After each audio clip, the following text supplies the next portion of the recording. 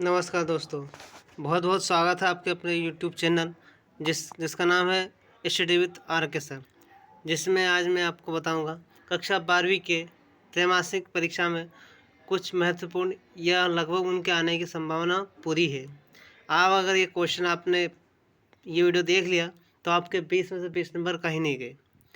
चलिए देखते हैं पहला प्रश्न। लघु बीजाणुधानी की सबसे आंतरिक परत होती है? तो ऑप्शन है टेपेटम, एक्साइन, एंटाइन, बाह्यचोल। तो इसका राइट ऑप्शन है टेपेटम। फिर दूसरा प्रश्न है परागकण की बाह्यचोल एक्साइन बनी होती है? Cellulose, sporopollenin, sucrose, fructose. तो इसका राइट आंसर है स्पोरोलेनिन की। स्पोरोलेनिन एक प्रकार का ये लगभग ऐसा यह है कि इसमें किसी भी बाहरी चीज़, प्रोटीन, एंजाइम, तापमान इस पर प्रभाव नहीं पड़ता है, तो नष्ट नहीं होती है, तो ये परागकण को नष्ट होने से बचाती है। वेलेस्नेरिया में परागण होता है वायु, जल, कीट, ए तथा बी दोनों से। तो इसका राइट आंसर है जो वेलेस्नेरिया पौधा है वो जल में उगता है, तो इसका जल से होता है परागण। फिर अगला प्रश्न है त्रिक संलयन से बीज का कौन सा भाग बनता है? तो त्रिक संलयन से बीज का कौन सा भाग बनता है? तो इसका राइट आंसर है भ्रूण पोष।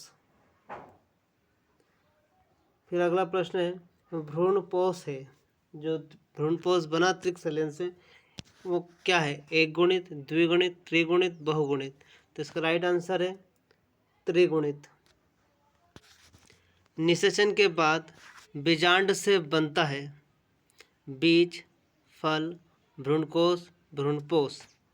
तो बीजांड से बीज बनता है।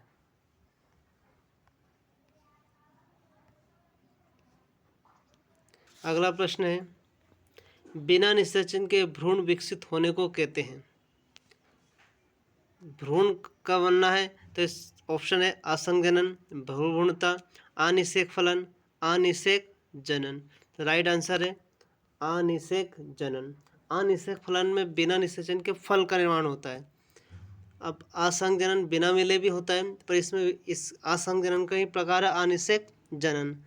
और बहुभ्रूणता मतलब बहुत होता है, तो एक से अधिक भ्रूण बन जाते हैं। नारियल किस प्रकार का फल है? मैं इसका राइट आंसर है अस्टिल फल। अस्टिल मतलब नारियल बाहर से तो कठोर होता है पर अंदर से मुलायम है, तो इस प्रकार से न सरस, उसमें कोई रस तो रहता नहीं है, दृढ़, पूरा दृढ़ नहीं होता, संपूर्ण, और इस प्रकार से उसको, तो इसका राइट आंसर है अस्टिल।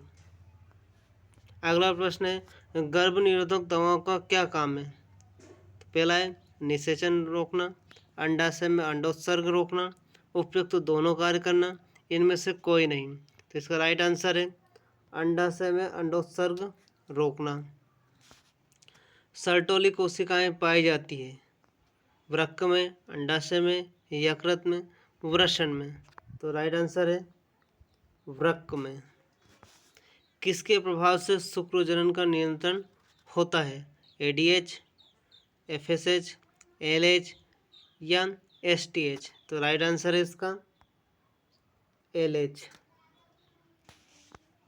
सेमनीफेरस नलिकाएं पाई जाती है वृषण में, अंडाशय में, वृक्क में, फेफड़े में।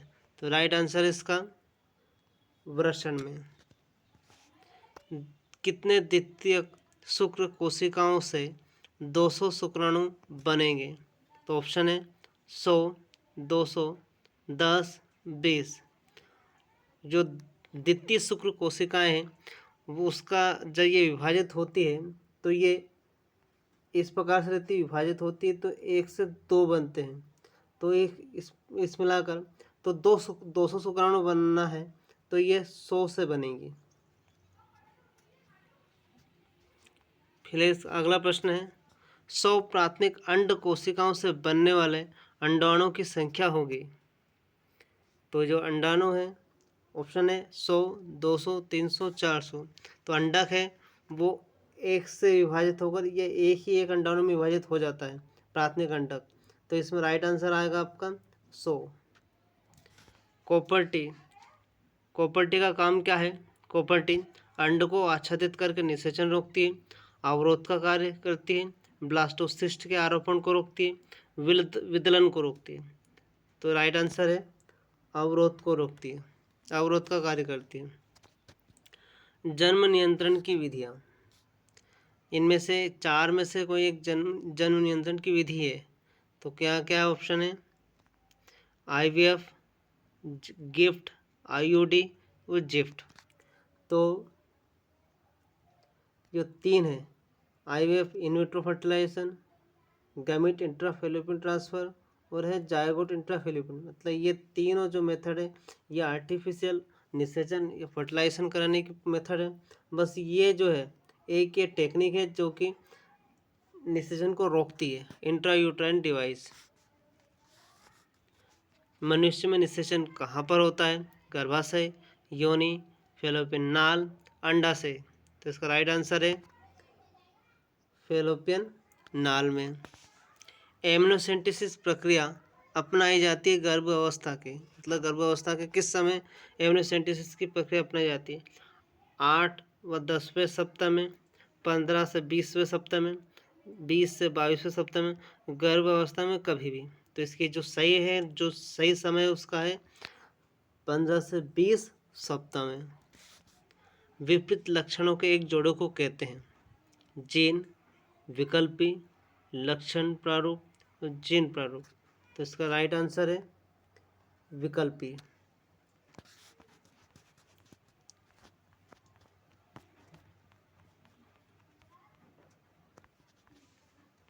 अगला प्रश्न है, जीन विनिमय शब्द का सर्वप्रथम प्रयोग किया, किसने सबसे पहले जीन शब्द का प्रयोग किया?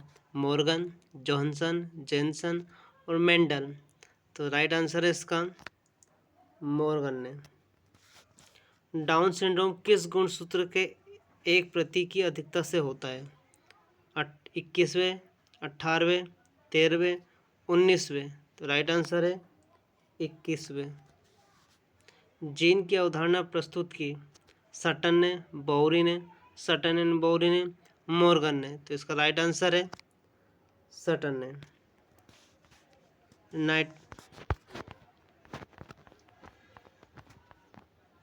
नाइट्रोजन क्षारक जो केवल आरएनए में पाया जाता है, साइटोसिन, एडेनिन, ग्वानिन, यूरेसिल। जो आरएनए में पाया जाता है नाइट्रोजन क्षारक, तो राइट आंसर है इसका यूरेसिल। समापन कोडन का कार्य करता है AUG, UUG, UAG, GAA। तो राइट आंसर है इसका UAG।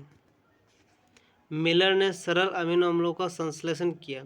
मिलर ने जो आर्टिफिशियल प्रयोग किया था उसमें क्या क्या कौन सा कार्बनिक पदार्थ बना था, कौन कौन से अमीनो अम्ल का संश्लेषण किया था? तो पहला है NH3CH4 HCN से, H2NH3CH4 तथा एवं जलवाष्प से, H2NH3HCN एवं O2 से, H2O2N2 एवं H2O से। तो राइट आंसर है इसका H2NH3CH4 एवं जलवाष्प से। फिर अगला प्रश्न है, जीवाश्मों का अध्ययन कहलाता है वर्गीकी, बैक्टीरियोलॉजी, जेरोंटोलॉजी या पेलियंटोलॉजी। जीवाश्म जो अवशेष रहते हैं उनका अध्ययन क्या कहलाता है?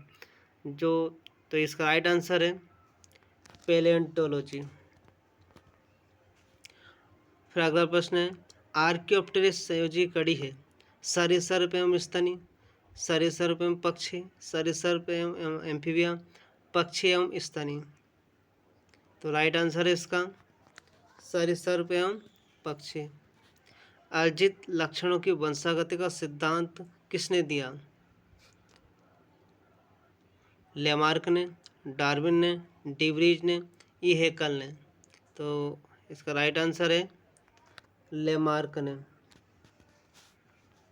धन्यवाद।